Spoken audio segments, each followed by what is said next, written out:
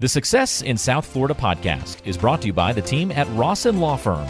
If you need DUI or criminal defense representation, call the Rawson Law Firm at 754-206-6200 or check the description of today's episode for more contact information. The Rawson Law Firm, helping good people when bad things happen so they can achieve their best futures. Welcome to Success in South Florida, featuring interviews with entrepreneurs, leaders, and other movers and shakers across South Florida to find out how they're doing their part to enhance the local community. Your host is Adam Rawson, the founder and CEO of the Rawson Law Firm. Adam's an award-winning attorney, former prosecutor, and a lifelong South Florida resident. He became an attorney because he believes in helping those in need and in crafting lifelong relationships in the community. This podcast is an extension of that mission. Let's get to today's interview. Here's Adam Rawson. All right, and welcome back to the Success in South Florida show. I'm your host, Adam Rawson, and on today's episode, we have Melissa Troha. Melissa is a board-certified physician assistant in medical and cosmetic dermatology. She does have connections to the Rawson Law Firm through Manny, our managing partner's wife, Astrid. They've been friends for probably 20 years now. And she is killing the game in Instagram and in business and really just taking a really fun, informative approach and, to generating content and providing value to people. So Melissa, welcome to the show. Well, thank you for having me. I'm really excited to be here. I have known Astrid for a long time and I've heard about you guys. So it's my first podcast ever. So I'm excited. Welcome. It should be fun. Yeah, look, this is really just a fun conversation. And really, our listeners, they tune in because they have connections to South Florida and that we like talking to people who are doing big things, movers, shakers. And the amazing thing, really, the person who I think benefits the most is me because I get to interview all these people and learn about so many different people in different ways. So, awesome. Melissa, just first of all, are you one of the few native Floridians? Yes, I was born and raised here in Miami. My family my parents are Cuban. So my husband's from Ohio. So I'm still trying to get him to speak Spanish, but I am working on that with my kids. But yes, I am a native Miami. All right. So I'm native to South Florida, not Miami, but from, I grew up in Boca. And I'm one of the few as well. So you've been here. You've pretty much lived here almost, your whole life, right? Yeah. And I know, you went to school in Miami and then you went away to college. Where did you go to school? So I went to Florida State. Okay. And did you always know what you wanted to do? Or was there, when did that kind of, really just make sense to you? So I actually didn't know what I wanted to do. I knew I was always a good student. I got good grades. I really enjoyed school and I was good at it. So I was just kind of on the path of, and at that time, it wasn't like now where you could pretty much be whatever. I knew I was going to do, I was going to go to law school, I was going to go to medical school, I was going to do some kind of graduate degree after school. So I was trying to pick something that I liked, but I actually went into FSU as an exploratory major. I had no idea. I was just taking classes. I took an economics class and then I realized definitely not going to do anything in business. That just wasn't how my brain worked. And I really gravitated towards science. So at that time, I was just going to be pre-med. I was going to take all the pre-med classes and go that route. And then later changed my mind and decided that once I learned more about the PA program, I realized that was a little bit more of what I wanted to do. I just kind of picked pre-med because that's all I knew. And then once I kind of got into learning more about the profession, I changed kind of at the 11th hour. And I took a little break from school for about a year, but it actually everything ended up working out because that's kind of how I got introduced into dermatology. Wow, very nice. So let's talk about that because, the pivot was not a seismic pivot. So for me, I went to UF and I started as microbiology. They didn't have an official pre-med major, but it was a microbiology major on a pre-med track. And after about midway through my first year, I was like, oh, no. No. I pivoted to law or, criminology. And then I added a second major of psychology. And I knew I'm going to law school. But that was a major pivot. I had to drop. I actually withdrew from the whole semester. Wow. And just, I still graduated on time, but it was a whole thing versus you. I mean, there's definitely a pivot there, but it's still within the science realm. Yeah. So, I knew I wanted to do something in that I just didn't know what. So, and I realized once I was, medical school is a huge commitment. It's a lot of time, a lot of money, and I was kind of felt very unsure, and I knew that wasn't fair to myself or my mom who was helping me out. And then at that point I was studying for the MCAT and everything, and I realized like this is not for me. So it took me an extra year to finish up some extra classes I needed for PA school, but everything ended up working out. So that's awesome though. So you were pretty much, like you said, 11th hour going through studying. Did you actually take the MCAT or you just? No, I was taking practice tests. It was my junior year. I actually stayed that summer before senior year to take this course. And then I realized I was looking around at the people around me and I'm like, why am I'm doing it, but I didn't feel like I was passionate about it. And I feel like especially to go to medical school, you don't really get to pick sometimes what specialty you end up in. Right. So it's wherever you match. For the people exactly. who don't know, a lot of times, getting into medical school is hard enough. Yeah. And once you get in and complete it, you pretty much have to do a residency. And the residency is very difficult. You might only match in one place, and you match where you match. And that can, your 10, 15 years of going into this career can be changed just based on where you match. Exactly. So yeah, once I started, I shadowed a PA at Mount Sinai in emergency medicine. And then at the time, actually, my sister was also applying to PA school. So I knew a little bit about it, but not a lot. And then once I shadowed that PA, I started realizing that you can do a lot of things autonomously, and you are working also as a team with the physician now what I'm doing is a little bit different, but for most, if you are not familiar with how PAs practice, it's a team approach to medicine, which I really enjoy. You work alongside your supervising physician, you collaborate with them, then you can work in whichever specialty you want, really. There's PAs in so many specialties, and a lot of the training is based on where you work. And, I've had the opportunity to work with a lot of great physicians and learn a lot from them. So that's what I enjoy about the PA profession. You can also switch specialties, which is a nice thing. Right. And you get to help people, right? I'm sure that was probably part of it too. Yeah. And I think a lot of people go into medicine and things are changing. And I think that part is very hard now because you want to spend time with patients, but it's also, there's a business to medicine, and a lot of these physicians are very overwhelmed. They have a lot of patients. So having a PA practicing with them can help them extend their services and care to more people, which I think at the end, that's all we want to do is just help people. And so that's the nice thing about PAs. And so how did you get into dermatology? You said that was during kind of your year off. Yeah. So I've always been interested in skincare. I struggled with acne as a teenager. So I had been seeing dermatologists forever, getting facials and things like that. But when I came home from college, my mom was like, okay, well, you need to get a job while you're here. And I wanted to get hours for my PA school application. And it's actually funny because I had gone to do a dental procedure like 2 days before. I had a black eye, and my mom was like, you need to go drop off your resume at places. And I heard that this office is hiring, so you should go. And I'm like, okay. So I go thinking that I was just going to drop off my resume. The doctor's busy. They're not going to want to talk to me. And they're like, actually, you should wait. She really wants to meet you. And I'm like, great. So I'm like waiting in the office. I have concealer on my eye. I'm like, she's going to think I'm crazy. And I waited for, how it is. So I waited for like 2 hours in that waiting room. And then finally I met with her, and they really liked me, and they needed someone to work in the front desk. I'd never done that before. I never worked in a medical office, and I started the week later.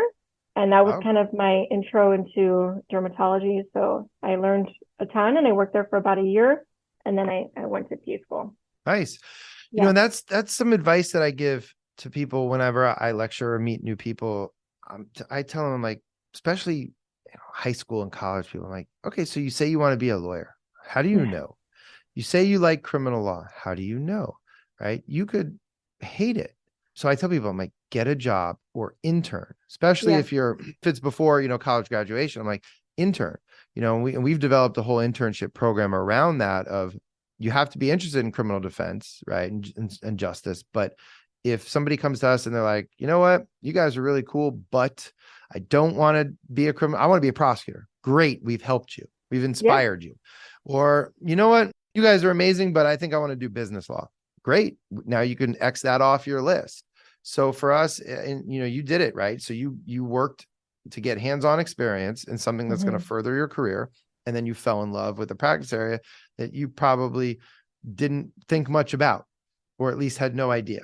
Yeah. And also just even from starting in that, I feel once I started and I made relationships with people in the field, that also helped me. Because actually some of the MAs that I work with, and now she's one of the RNs I work with, I met when I started working in that job. So it's interesting. This community is very small. I mean, I'm sure you feel that way in your line of work. Everyone kind of knows each other, and Miami is a small field, but in a big city, everyone kind of knows each other. And it is interesting how our paths have crossed in different times of my career. So they're kind of jump started. And once I started PA school, I kept an open mind. I met different people. I did rotations kind of to explore other areas of medicine. And when it came time to getting a job opportunity, it wasn't that easy. I had to show up in offices, as awkward as it is, which I know I hate doing that. Now it was just, I needed a job. So I would go to different offices trying to find a job opportunity. And then one of them happened to be a dermatology practice that I ended up working at right out of school. So that ended up working out, but it took me a while. So I didn't give up because I really wanted to work in derm, and I knew that it was something I was passionate about. So it's a good opportunity for me and kind of. And what role did mentors play in your life during that time period? So if I had to think about my mentors, actually, I mean, my sister, since she went through the whole process before me, she actually ended up working in gastroenterology, which is totally different than what I practiced. But she helped me along the way in terms of when I was in PA school, when I was applying to jobs. So, and she has always been kind of one of my role models. So she helped me with that whole process. And once I started, honestly, trying to think, it's hard. I feel like nowadays with social media, we have so much more insight into what if you want to look at a profession, you just go on. I mean, there's so many people that show what they do. But at that time, I really didn't. It wasn't a thing. How now all these influencers, and it's a little bit glamorized, in my opinion. But we can get to that later. But I really just honestly just did it because I loved skin, and I just wanted to be good at it. So I put in, at that time, I was 26 or 25, I forget how. I was young, I had no kids, no family. So I tried to put in as much time as I could. And I think that ended up working out. And, I think that in terms of mentors, that's really important, just finding someone that you can connect with. But I would say my sister is pretty much the one who helped me out. Right. And mentors could be all, walks of life. And to have a sister going through that a few years before you, I think is valuable, even though different practice area. I mean, she probably told you the pitfalls and look out for this, or here's my advice, or if I could do it all over again, here's what I would do again. And here's what I would change. So that's amazing. I just think the role that mentors play in people's lives from both ends. I've learned a lot being a mentor to others, and I've learned a ton from, having mentors in my life. So I think anybody that listens to this, that's one thing that you really can do to seek out, to level yourself up, is seek out people who are further along the journey, right? They're not better. They're not worse. They're just further along the journey than you are. And they can, give you some insight into their journey. Yeah. So Melissa, what's the name, where do you work now, and walk us through kind of your, a day in the life of Melissa. So I work in a boutique aesthetic and laser practice called Skin Local, and I've been here for about a year. So I still practice a little bit of medical dermatology, but it's basically mostly cosmetic procedures. So we do everything from, I do skin evaluations, so coming up with a treatment plan for someone who struggles with skin concerns. It could be acne, it could be rosacea.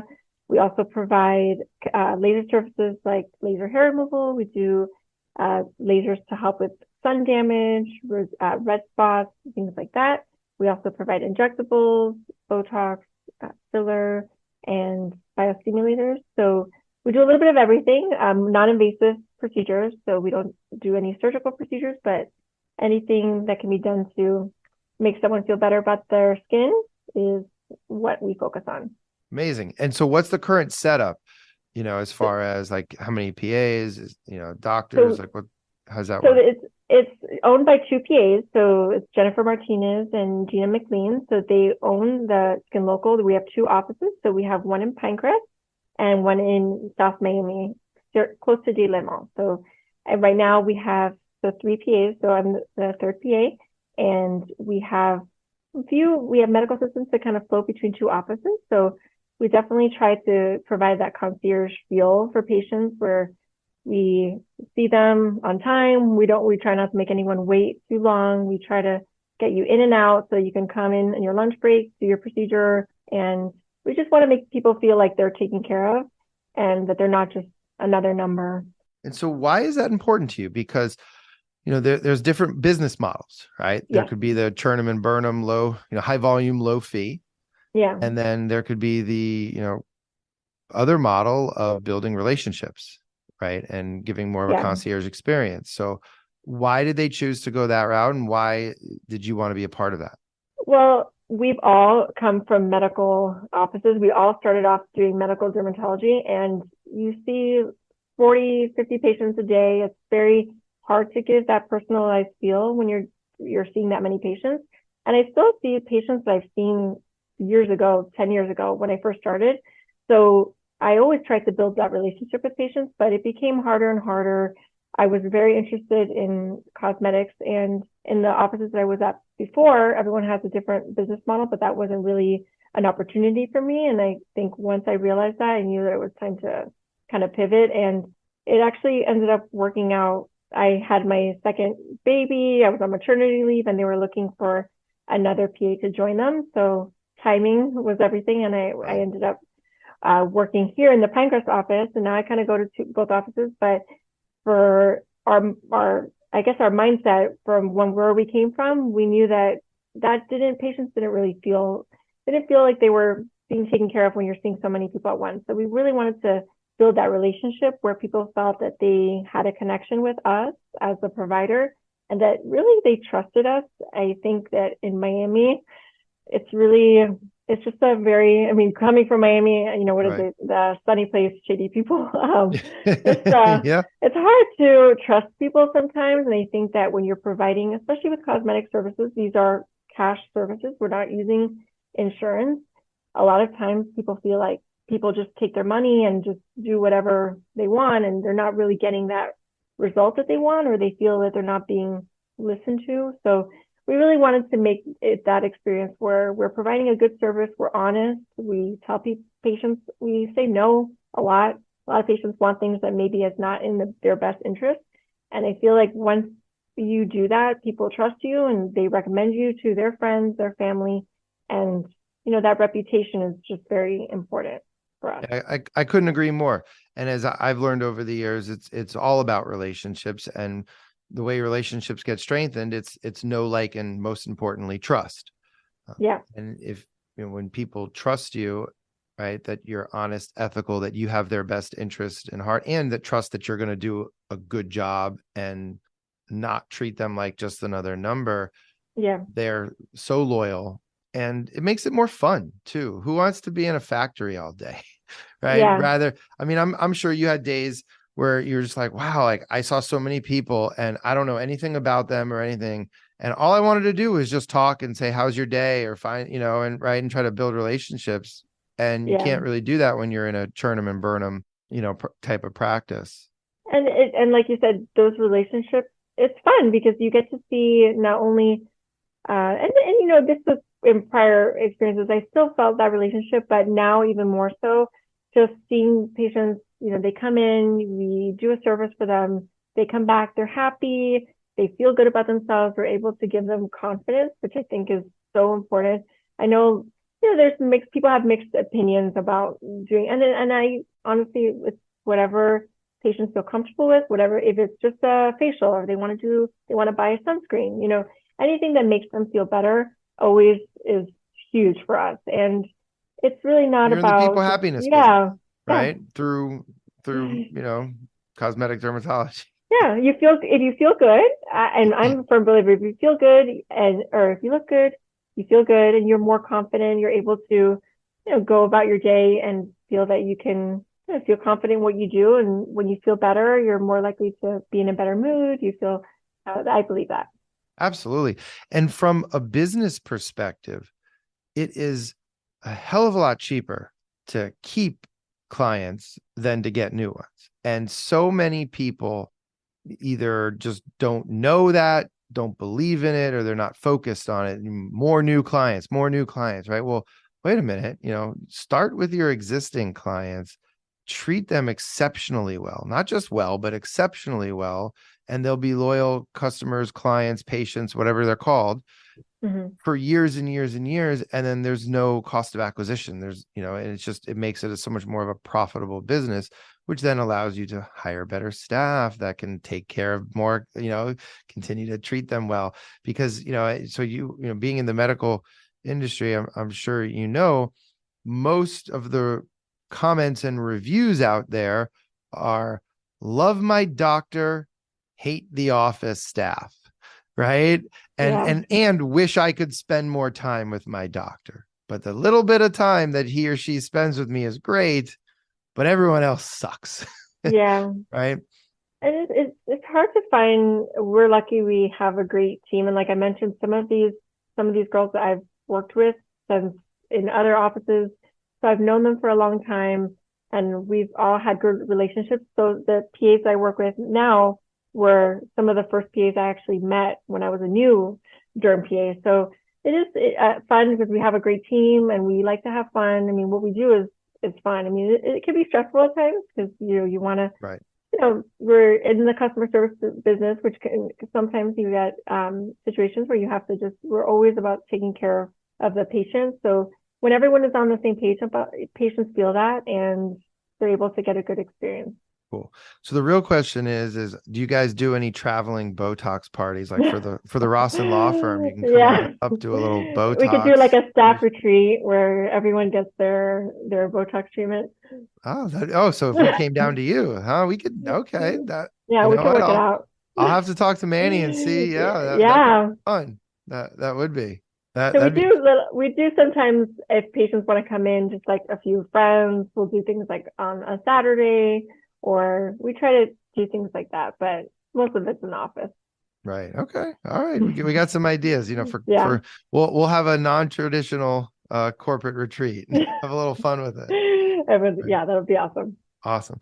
So, Melissa, what we're going to do right now is we're going to take a little break, hear a word from our sponsor, the Rawson Law Firm. I hear they're amazing attorneys, criminal and DUI, state and federal defense, all through South Florida. And when we come back, I want to talk all about your social media, your Instagram, just how it got started, and all the different cool, amazing things that you're doing. More for, I think, your personal brand, rather than for the company. So we'll be right back. When something bad happens, who do you turn to? In South Florida, the answer is the Rawson Law Firm. Criminal and DUI defense for when bad things happen to good people. The Rawson Law Firm is a team of 8 criminal defense attorneys, including 2 board-certified criminal trial experts. They also have federal and white-collar divisions in the practice. To learn more about the team and how they can help you, connect on Facebook and Instagram at Rawson Law Firm. Also find helpful and entertaining videos on Rawson Law Firm YouTube channel. Just check this episode's description for all the ways you can connect. All right, and we are back on the Success in South Florida podcast with our guest today, Melissa Troha. And so, Melissa, we've been diving deep into your background, how you got to where you are. Now, I really want to pivot and just talk about your social media game is fire. You got all these cool things going on. How did that really start and get going? So I had Instagram for a while, and I had been following other PAs in the cosmetic dermatology space, and it honestly gave me, I wanted to do more within what I was doing, and I started my page as more of just a way of, I was kind of getting disconnected with, to be honest, with my job. And I wasn't even sure if I wanted to do this anymore. So I started the page as more of just trying to realize why I even started. I was getting kind of like at a plateau in my career. So I started it, educational posts, just to try to make it fun again. And I saw what other people were doing and I enjoyed the creative aspect of it. So just posting photos. I still remember just looking back at some of the things, I used to post. I'm like, wow, I can't believe I really posted that. But Yeah. honestly, just getting out of my comfort zone. I don't like public speaking. I hated doing videos and things like that. So it really was a test to myself that I could do it. I could have fun with it and just kind of get over myself in a way and just try to connect with other people. Yeah, and one of the common themes that we hear on the show is getting out of your comfort zone. So, was there any kind of self-doubt or self-talk that you had to maybe pump yourself up and, how did that kind of work? I would see, I mean, there are people that have been doing this for a long time. So I was trying to, make it fun, but also make it my own. I didn't want to be like everyone else. I just wanted to make it fun. And when I first started, I just, even to this day, I don't like to listen to my husband will replay my videos. I'm like, I can't listen to my own voice. I'm like, please shut that off. And he'll do it on purpose to bother me. But yeah, in the beginning, I was self-conscious. I'm like, what are people going to think? What are my friends that have known me? Like, who is she making an Instagram page?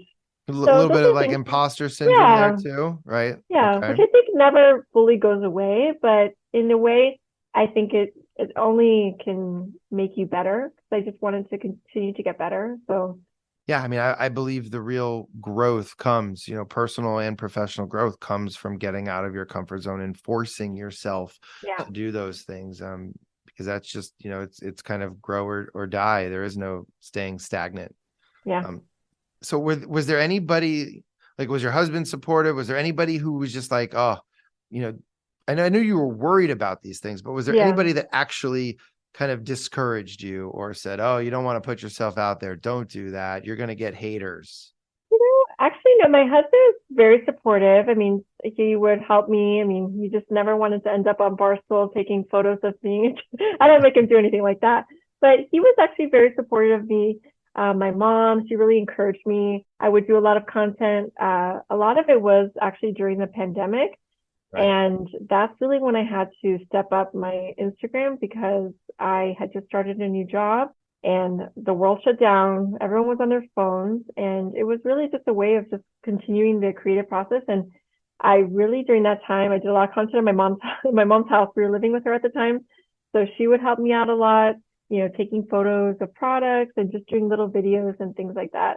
But it really helped me connect with a lot of patients and it was fun. And to this day, I mean, I think that sometimes it is hard to keep up with as, time goes on, I get busier at work, I have kids. So trying to find the time sometimes can be, but I just try to always keep it light and keep it fun. And I just want patients to feel that they kind of know me already when they come in. Yep. So that's absolutely. And I'm sure that helps tremendously when they're like, oh, I've seen your videos. Right. Yeah. So it's funny because, the pandemic, right. There was so much opportunity during COVID in 2020. And it was just really a matter of people's mindset and perspective. I mean, for us, end of March, April were pretty scary. We had just grown to about 6 employees, and for criminal defense, that's quite large. Most criminal defense lawyers and firms are small. There are no big firms like what we've built now. Very, very, very rare. And it was pretty scary, but Manny and I just went to content. Like, we're not going to put our head in the sand. Right. Mondays with Manny, right? Yeah. Was it a smashing success? No. Was it fun? It was amazing. It was fun. And we were trying everything. Right. And that was good because we got to do things and meet new people. And then we tried other things and, we put out a lot of content on the website. We pretty much condensed.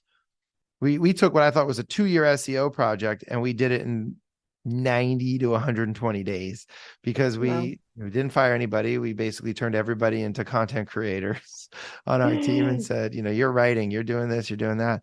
And we started our YouTube channel. We got serious with our YouTube channel. We didn't start it then, but And we have clients that call us every day saying, Adam, I watched 10 of your videos.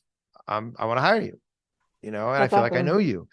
And, I just think like we're normal people who happen to Yeah. be damn good at what we do, and easy to talk to. And Yeah. so you did stuff like that, right? And you take it and you made it fun. And so what's that feeling like though, when somebody comes in and for the first time and they say, oh, I've watched all your videos. Is that still is it cool or is it kind of Yeah. weird? No, I think it's cool. I mean, I always ask patients when I'm meeting them, how did you hear about us? And when they say like I found your Instagram, I'm like, oh wow, like do we know any? I'm always interested to see how they find. And I have a pretty. I feel like my community is it's still small. I put in a lot of effort, but I try to keep it I try to answer all my DMs as much as I can. And a lot of patients, I've actually spoken with them, and I'm like, have we talked before? Because they're like, oh yeah, like we've exchanged messages, Right. just asking questions like products or services. So it is nice because I feel that yes, like at times when I don't want to do it and it's overwhelming, Right. I'm actually very introverted, so my job is very extroverted and doing my social media, but then I really protect my personal space, and sometimes I need breaks from that. So it all makes it worth it when I feel that it is, I'm connecting with people and they find it helpful. Right. And so how do you feel, right? Like, like I'm an introvert, which people still don't think so, but Yeah. I've pushed myself out of my comfort zone, and I like to take breaks and just, protect my personal time and personal space too, and kind of recharge. But on the times when you're like, oh, I don't want to do this, right? Yeah. What advice would you have for other people to get out of that mindset or just push forward? How do you do it? So I try to not, although it's hard because I do overthink a lot, I try to just keep it very simple. And instead of thinking about what is it going to look like, I just try to think of who I'm talking to, like who am I trying to help? Is this going to be helpful for them? Am I just posting it just to post it, or am I posting it because it's going to serve some purpose? And there are ways I try to look at my DMs and see what people are asking me, what my friends want to know, and try to create content around that. But when those days that honestly, the days I really am not into it, I won't post anything. I'll maybe do some stories or, like my kids or what I'm doing on the weekend or silly things. But if I'm not into it, I just won't post because I feel like you can tell when it's forced or when you're not really in it, people can Right. feel that. So I think it's You don't okay to want to take be breaks. inauthentic. Yes, Right. exactly. A lot of people will say, oh, you can never post your children on your social media. No, no, Yeah. no, no, no. So what do you say to that? I guess I don't, since I don't have huge, I mean, I guess these people with millions of followers, I don't think it isn't, I don't know how I feel about it yet. I mean, I do post, my page is public, so I definitely don't post them on TikTok. I don't know. TikTok is just its own. On Right. Instagram, I mean, it is about me and their part of life. I don't know. I could see both sides where people want to respect their children's. I mean, I keep it very light. I don't, I make jokes in here and there, like when they're acting up, but I don't post anything of, what they do.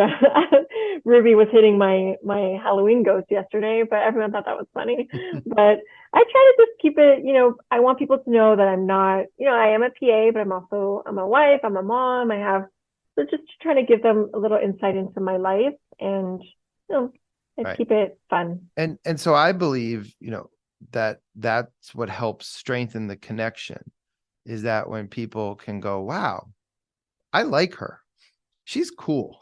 Yeah. In an alternate universe, like we'd actually be friends, right? Rather than just, and the people that probably do know more about you are probably your better clients or patients or customers. Mm-hmm. So for me, I take the approach of, in our newsletter every month, not every month, but, we send a monthly newsletter out and we feature our children. I feature nobody's forced to, but, Mm-hmm. people who want to feature their children and put them on, they do. I do.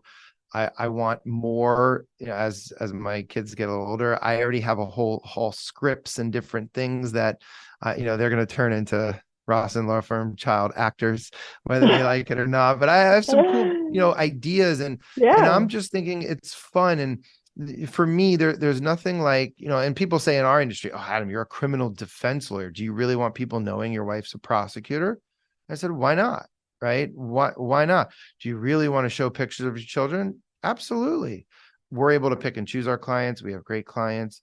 We build relationships. And I love when I'll get just a random email from a former client to say, Adam, thank you so much. I loved reading your newsletter, and boy, your kids are so cute, Oh, or whatever it may be. Like, I love that because I think you and we're in the same business. We're in the people business. It's yeah. just how we help people is different. Yeah. And if they have that connection with you, same thing. They're going to refer you to their friends or, anyone Right. that is looking. Yeah. And I also think, as I'm getting a little older, it's like life's too short to not have fun. Like, really? Yeah, The kids are going to I be there. agree. Like, let's have fun with them, and let's, right. Let's do it. I mean, there's so much social media can be toxic and negative. So let's Yeah. have a little fun. Yeah. That's why we do this, right? Part of it is to meet people, new people, stay in touch with old people we know, and just have fun, make connections, and tell stories. Tell your Yeah. story, right? Anybody Yeah. listening to this, people are going to have tons of takeaways from you and your life and your journey. And if you inspire one person, right? Yeah. And I feel like, Amazing. especially for the younger people, I mean, there's a lot of people who are interested in the profession. I try to give my honest advice to it, although it's been a long time, things have changed. But I really hope that when, someone's interested, they feel that I'm approachable and they can talk to me. And I think for especially the younger generations who, they might not know if this is what they want to do. And like you mentioned earlier, getting your feet wet, kind of making those connections with people, even though now I know we spend a lot of time on our phones, it's that face-to-face communication. I think that sometimes we have to make more effort to do that, but it really makes a huge difference in your career and in any path that you choose. Right. Yeah, absolutely. So, listen, what's really next for kind of you, Skin Local, or Instagram? Like, do you have any big plans coming up? Any thoughts about the future? So honestly, I've been here for 1 year, which has been the last year flew by. And honestly, my goal is just to continue to get better at what I do. I try to do, the part of what we do is continuous education. We're constantly learning new techniques. How can I get better as a provider? How can I get better results for my patients? So that's one of the things I'm always really passionate about, is going to trainings, meeting with other injectors, other providers, learning from them, because I think we can all learn from each other. And at the end of the day, that's just going to elevate the results of our patients and also elevate the field and kind of improve that reputation. Sometimes, this is a cosmetic treatment. I think that for me, that's just making my experience for my patients the best. So just continuing. I love to work. I think we were talking about it with, it's hard as a mom who works. Not all moms work, but as a mom who works outside of the home, it's tricky kind of balancing that. But I really get a lot of fulfillment from coming to work. And although I miss my kids when I'm not with them, I think it makes me a better mom because I love what I do and it makes me happy. So I think going forward, I just want to find time to do both as much as I can. And yeah, so actually you bring up a great point. Let's talk about that, because I can tell you, so my wife, she's a prosecutor, and first of all, after we had two children is exponentially harder than one. It's not 2 times harder. It's about 5 times harder. I can only imagine 3 kids is probably 20 or 100 times harder. But my wife said, oh, being a prosecutor, a lawyer, a trial lawyer is easy compared to being a stay-at-home mother. That is true. And so she's like, this is what I do is easy. I have so much respect for moms who stay home, and I have a lot of friends who do. And I think that it's a lot of work. And I mean, you're with your kids. So, sometimes it can get exhausting, but, if you can do it and you enjoy it, not everyone can work outside of the house. So, but it's a lot. It is. Oh, I have tons of respect because Yeah. especially when I learned what it was like during COVID Yeah. with whatever it was, 6 months, and I'm just like, oh my God, Ready to like go back to work. I was like, I need to get back to work. Like I Yeah. love him so much, but I Yeah. can't do this all day, every day. So how do you balance it? Because this is a constant discussion between me and my wife and just right and other people. It's like, wow, this is really hard. I'm still, some days are harder than others. I mean, luckily my husband helps me a lot. My mom will help me. She also works. So that's the hard about this Right. generation, that a lot of our parents are still working. So really I just try to, they're in daycare now. And, now as they get older, I'll have to figure that out. But I'm very lucky that I work close by. So I leave work, I'll pick them up. I'll do all the nighttime routine. My husband will come a little bit after me, and we just try to do as much as we can together. And some days are just, I think, just lowering my expectations. And I think that's probably my best advice to any new parents. And I think, especially if you're a professional, sometimes we just have very high expectations for ourselves. And Right. as a parent, Perfectionists, yeah, professionals, it's right? never you'll always be disappointed. So I think when that helped me a lot, and just, giving myself grace and knowing that my kids are being taken care of at school. They go to a great school. They enjoy it. They're happy. They're taken care of. So the more people that can take care of them, if you're lucky and you have help, someone who can help you out so that you can do both. But, some days you're not always going to be 100% the best mom, or you're not going to be the best at your job all the time. So it's just kind of every day is different. And I just try to, give myself grace, I would say. Yeah. No, I couldn't agree more. I think give yourself grace and allow things to be imperfect is Yeah. so valuable, because my wife and I are the exact same way. We want things to be perfect and in order, and Yeah. it probably is never that way. And it's just about learning and growing and just saying, okay, roll with the punches.